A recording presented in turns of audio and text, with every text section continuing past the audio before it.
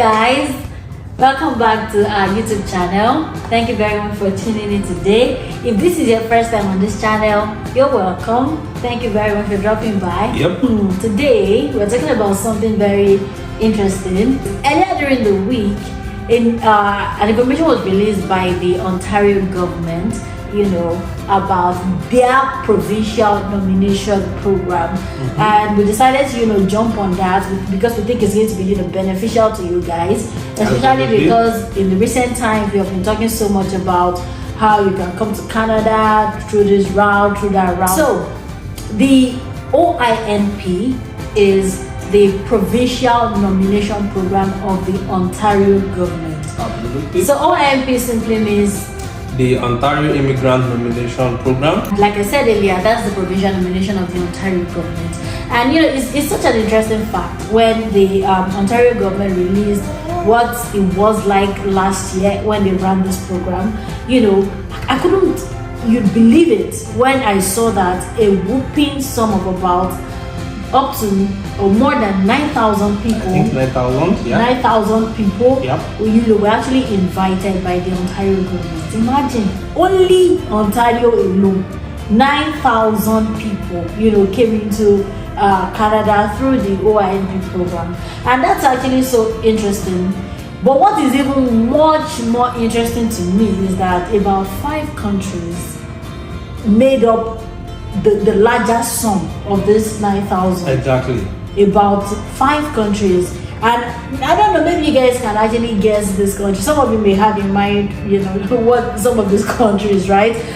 We have, there's India, there's China, and of course, the almighty Nigeria, right? Yep. Nigeria, and of course, it's not like I'm really surprised because where in the world don't you have Nigerians? We are a lot of Nigerians. We are the most populous black country in the world. So we are like almost. So imagine Nigeria making like the top list of these 9,000 people, and then you have Pakistan, and you also have and you have Brazil.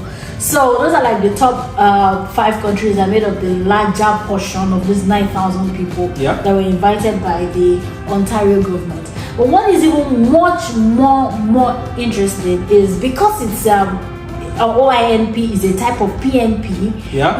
It has to do with the fact that these 9,000 people have a skill set that the Ontario government actually needs, and then they invited them.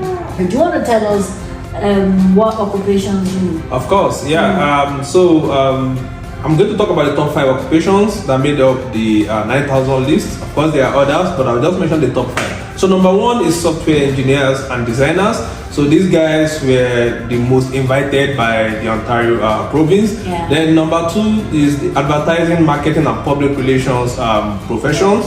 Really, this was also quite interesting to me because I didn't realize that they were in so much demand in Ontario. Then number 3 is financial auditors and accountants. I also like saying this because we have a lot of accountants in Nigeria. We have accountants. Some have ICANN, some have AAT, So then we have number 4, the computer programmers and developers, and that is unsurprising because of, computer IT programming and stuff like that are the in thing, essentially. And there's a lot of demand for these guys, even throughout Canada, not only in Ontario. And number 5 is food service supervisors. Food service supervisors. That one shocked me. Yeah, I was like, what food service supervisor? Like, wow. I don't like what now? I don't like hoteliers or what? Yeah, stuff like that, restaurants. Restaurant guys. Yeah, but again, you can't just lay claim to what you don't have. You must have concrete proof that you need to back it up. Reference letters from your company, stuff like that, pay stubs that you were earning, and things like that, essentially. But these guys have been nominated or that were invited. It means they said they have the skill set. Now, when you've been nominated and invited, you must back up your claims. Oh, definitely. Because it's actually one of the requirements. You're going to need to submit all the evidences from your employer, your place of work, that stipulates or states your functions and your job roles and the likes. So it's really so interesting for me how the Ontario government will pull this whooping number of people from all these sophisticated occupations. Yeah, well, I mean, it's well, like, if you it's say, like about that. It's like the Ontario government just feels like a cops is like, we don't give a sip. We're going to pull these talents from these countries, and we're going to come and we're bringing them into Canada. But again, I mean, some of the occupations I saw there were surprising, especially on the ranking rather, because you also have business administrators down the rank, and seeing that they wanted more food service supervisors more than some other professions or career lines. Maybe they are looking to open more restaurants in Ontario. But again, you can never say, because we also we know of someone who is coming to Alberta soon. Soon, and you know, is a professional in HR and administration. Exactly. So again, she also got the provincial nominee for Alberta. That's the AINP program now. So that's for the Alberta government. AINP Alberta, OINP Ontario. Yep.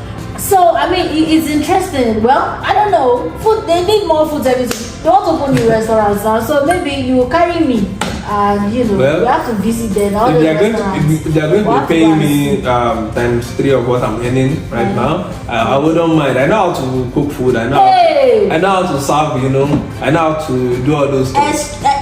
I will not say. It's an hidden talent. I will just. It's an hidden talent of mine. People that know, they know. People that I want to know those people that know. I want to know them because. So, but guys, anyways, on a more serious note, I mean, you never can tell. This is what the breakdown of last year's OINP nominations were. Right? Yeah. And who knows? Your profession could be what any other province, or your experience could be what any other province needs.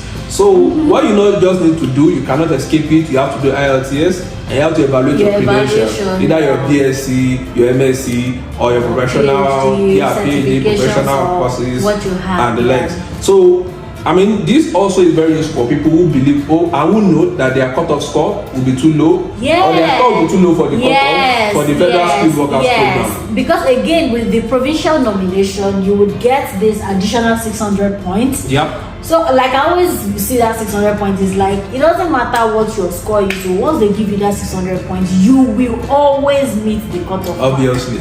The current cutoff for federal skilled workers is 525. 525. So if you are nominated by any province, that's 600 points. So you are in addition to whatever, even if you had only 5 points before. So obviously that means you'll be selected. Yeah. So guys, don't do yourself a great service by if you have your IELTS evaluation, just enter the pool by a leap of faith. Because again, remember the person that we said is coming to Alberta. Yep. It's not like the person had like a high score. No, she didn't have a high score. She just entered the pool. Her score was low. She just entered the pool. And luckily for her, she got invited by them. She wasn't even expecting it. Exactly. So you can imagine. It was just one day out of the blue. It could be anything. Right? Nobody knows. I mean, you could have an idea, obviously, if it's IT, that one is a no-brainer. But again, there are some professions that, for instance, this year they might have a different direction. A different list. And again, you just never know. Like, there's no occupation that is not needed in this Canada. Exactly. I mean, imagine food service. I mean, there's no occupation that is not needed. Advertising, marketing, public relations, financial accountants. Please just try and apply. And you never can tell. All it costs you is the IELTS, at least for a start, and your evaluation. Yes, and the evaluation as well. So we just thought that we'll share this piece of information with you guys. We think it's really useful, and one or two people can grab this and then see what they can do with it. Absolutely. Alright guys, so today we have come to the end of the video, and we really hope you enjoyed this. If there's anything you want us to talk about, you can put this in the comment section, and then we can share one or two things that we know about it. And if you also have let us just know how you feel. If you have questions about this video or this topic or any other topic, we'll be happy to be in the comment respond. Section. As much as we can. Section, looking out for your add-ons and all the good things that you may have to see. Alright guys, so today we've come to the end of the video. Thank you very much for tuning in, and of course we'll see you again in our next video. Bye. Oh, again guys, do not forget to do what? Subscribe, share and subscribe. Alright guys, have a good day. Bye.